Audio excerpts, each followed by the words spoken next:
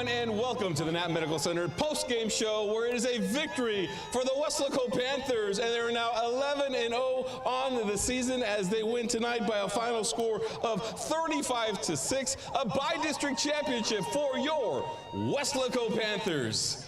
Let's go to the highlights in this one. It started off, it was rainy, it was cold. It's still a little cold, but the rain has stopped right now. And here we go. It started off with an interception for the Westco Panthers. Great defensive play. Ryan Gonzalez, the junior, for the Westco Panthers with the interception for the Panthers. It was rainy, it was cold, and the ball was a little slippier. Now check that out.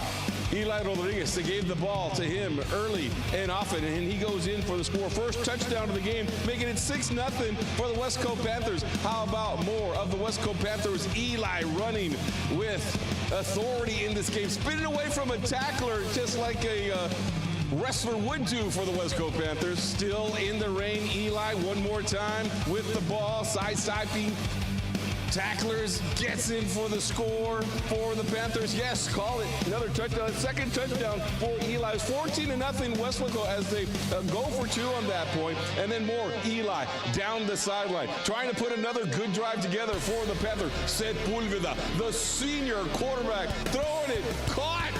And this is when the time is running down before the halftime. Ethan Cardenas with the score. They go for two. And this one, the catch right there to Cardenas. He had to do it twice because there was a flag on the play. They go to him, and now we go to the third quarter. The Mission Eagles, they don't back down from anyone, but the sack right there for the Panthers. Mateo Gomez with the sack, and then here we go, Sepulveda. Yeah, the ball looks pretty now, doesn't it? Because it stopped raining.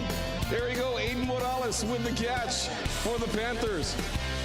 Back to Eli. How about a little stiff arm? Gets away from some tacklers. And look at that. Another touchdown. Third touchdown of the game for Eli Rodriguez for the score. A little two-point conversion here. And a great move there by Sepulveda. Just keeps it, slips in for the score. And the Westco Panthers were just rolling at that point. Mission, they do put some points on the board. Dion Gonzalez for the Eagles. And then how about Westco's Landon Solis in for the score. And your Westco Panthers, they are 32-6A, or they are by-district champions for the, here we are in the second round of the playoffs as they win tonight by a final score of 35-6. 11-0, Mike Gonzalez. Wow. Chasing history once again. You got to remember the 1991 team. They went 12-0, and this team right now is knocking on the door. Yeah, and if it's any deja vu a little bit, Carlos, remember that you talked about it in the pregame. It was 35-7 when Westco High beat McAllen in the by-district round back in 1991. So I just thought I'd share that a little bit. I think that's a little neat. But yeah, I'm glad that the Panthers were able to overcome the weather environment. It was raining in the first quarter. At the start, Mission was winning the field position, and they had some chances. So I'm sure right now Mission is, saying to themselves, God, we had our chances. We had our chances. It came in the first quarter, but thankfully the Westlaco defense stepped up, stopped them, and then once the Panthers started getting first downs, they got the ball control rolling, and the Eli got going. Then they put some points on the board, and they just never looked back, and the defense played outstanding as always. Yeah, and you got to hand it to the coaching staff. They did not panic at all. That's the sign of a very good coaching staff, having a seasoned coaching staff. In the rain, in the elements, in the wind, the ball wasn't bouncing away early on in the game. The Panthers usually come out and score early on in these games, and it was a close contest in that first quarter. They did not panic. They talked to their players. They calmed things down, and they went to the ground game. Right. Go to the ground game. Use the guy here that could be your MVP of the league. Yeah. Give him the rock. Yeah, and just like Coach Stroman said before the season, our strength is going to be the offensive line, so they just let the offensive line take over. They got some first downs. They let Eli operate, and even Andres, got some carries there, got some first downs, and just slowly but surely, it just took a little bit of time, but eventually they got into a rhythm, and they just never looked back. And especially Carlos, when they scored on that last play of the first half, I think that just took the breath away from Mission, and yeah, the Panthers were pretty much in control. And you also want to give a lot of credit to the crowd. Sure. It was rainy. It was raining hard at the first. It's beautiful right now, guys. Yeah. I mean, it looks awesome out here without the rain coming down. But you know what? I looked at the radar before we came on here. There's another wave coming, so we're going to have to get out of here in a minute because we're doing our pregame show and then that entire first half. Yeah. But the crowd, this place was still packed. The band was here for most of the game. The student section was rocking. And Panther Nation, they were in full force tonight. Oh, they've been here all season long, Carlos, since the first game of the season when it was 100-degree weather when we started back in August. And so, you know, whether it's rain or shine, the Panther fans, they will be here. They will come support. And I imagine, regardless of where they play next week, they will go to wherever the game may be and provide that same support for the Wesco Panthers. So we're looking to go 12-0 for the first time since 1991. Yeah, and Coach Roy Stroman is on the other side of the field right now. We'll try to get the particulars on what is happening next for the Panthers. They will play the winner between San Antonio Jay and Laredo Alexander. They don't play until tomorrow on Saturday afternoon. And so we'll see what happens with that. But we know if Laredo Alexander, if they win, Weslaco and Alexander, they have already flipped, and they have decided that they will play in Rio Grande City for the area round. As far as San Antonio, it's still undecided on where that game will take place. Well, there's a chance, Carlos, that they may go home and home. And with that being said, if Weslaco wins the coin toss, we may very well have a home game here next week in the second round.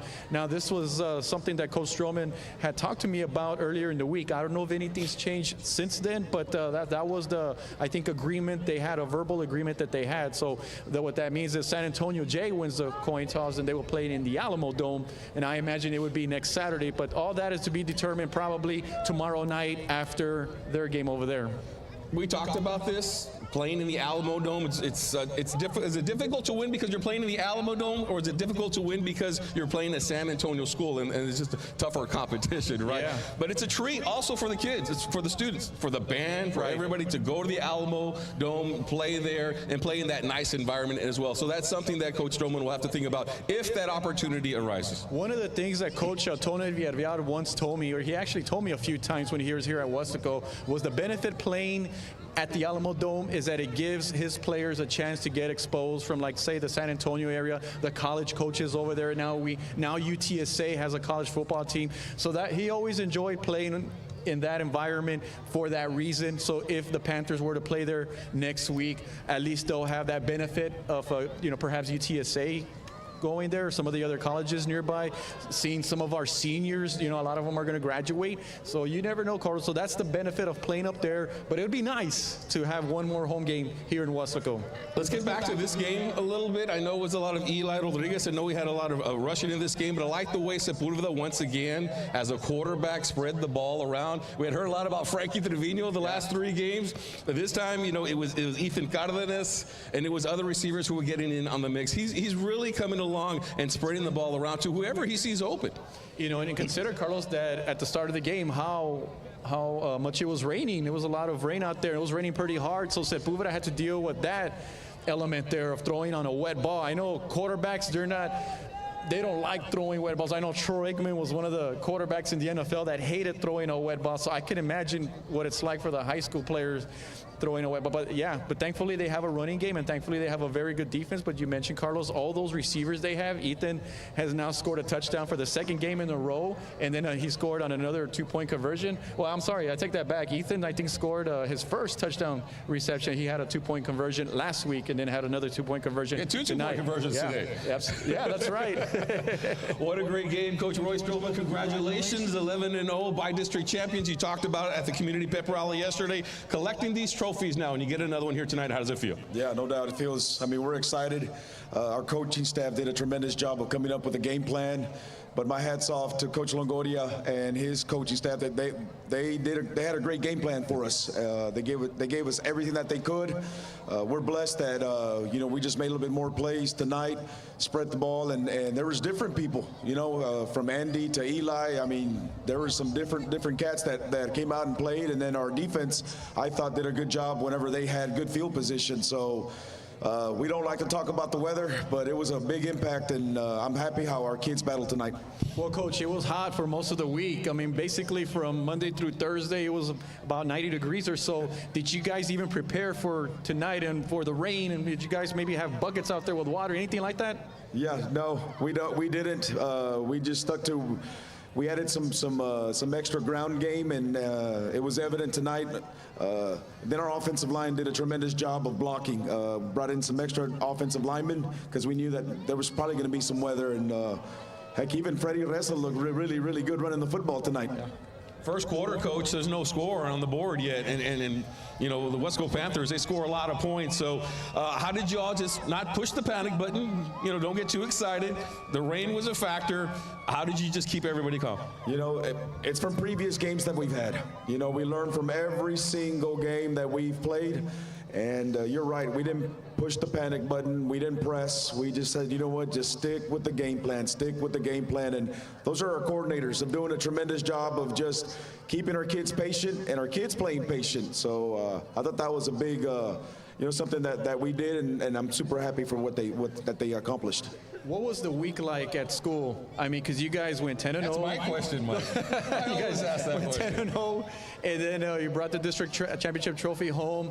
And then just like we talked about in the pregame, I remember as a freshman, the electricity at school. And I remember seeing the signs on the wall and things like that. Everybody just talking about the season and going undefeated. And there was even some talk about maybe going to state. So just what was it like this week for you guys? At school, something Mrs. Morales always talks about, when the Panthers win on Friday nights, Monday morning and the following week run smooth. So it's been pretty good for the past 11 weeks, I can tell you that. But you know what? It's this community.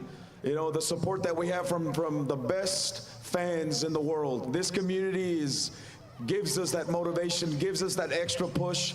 And from the student section to our parents, we had tailgating today. So this community is the best community in the world. We love our fans, we love our parents, and the coaches' wives of sacrificing and doing what they have to do for our kids in order for us to do what we do and what we love to do. So, Rio Grande City, if Laredo Alexander wins, what about San Antonio? Alamo Dome or not? Buck Stadium? What are you thinking? Everything's still up. You know, they might put the Alamo Dome. I'll put Bobby Lackey. It might be Corpus. It might be Laredo. We still can't come up with an agreement. So we both agreed. Both coaches agreed. So let's just wait and see. Let's everything kind of settle, because right now there's a lot of teams from Corpus still in the playoffs. So that might open up some fields and so forth. So I'll know something by tomorrow at 6 p.m. Well, whether or not we have a home game here next week or not, 7-0 at home, 6 regular season, and then 1 by-district playoff game here. That is awesome for you guys. They don't want to come over here. They saw what happened in San Benito. They see what happens when any team from San Antonio comes down to the Valley to play. It's loud, it's ruckus, and sometimes those teams from San Antonio shy away from the Valley. No doubt, no doubt. But shout outs to that 1991 football group that was here. Man, some of those guys look like they can still play. I mean, they're huge, big, but it was great to see some of them coaches and players, and that's the kind of stuff that makes me happy. I would love to sit down and talk to those guys. Absolutely, and having Coach Tony Harris here come in and do the coin flip, it was an awesome sight to see. Hang out with them a little bit on the sideline. They were having a good time just being out here reminiscing about their glory days as well.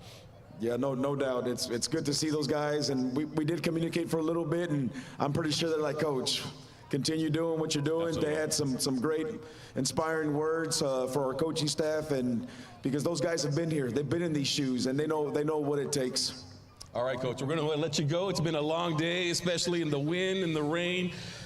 Go change clothes, go take a warm shower, relax, and enjoy the weekend. No doubt, and tell your mama that you love them. Yes, sir. Yeah. Thank you very much, Coach. By-district champions tonight for the Wesco Panthers, 11-0, chasing history they are. Next week, trying to go 12-0. That hasn't happened since 1991. Well, that'll wrap it up for Mike Gonzalez. I'm Carlos Robledo, and everyone here on the K-West crew, they battled it out tonight in the elements, especially Val Zamora and Don Ramirez. Thank you guys are still working the cameras. So, once again, I'm Carlos Robledo. Thanks for joining us here on the Knapp Medical Center post-game show.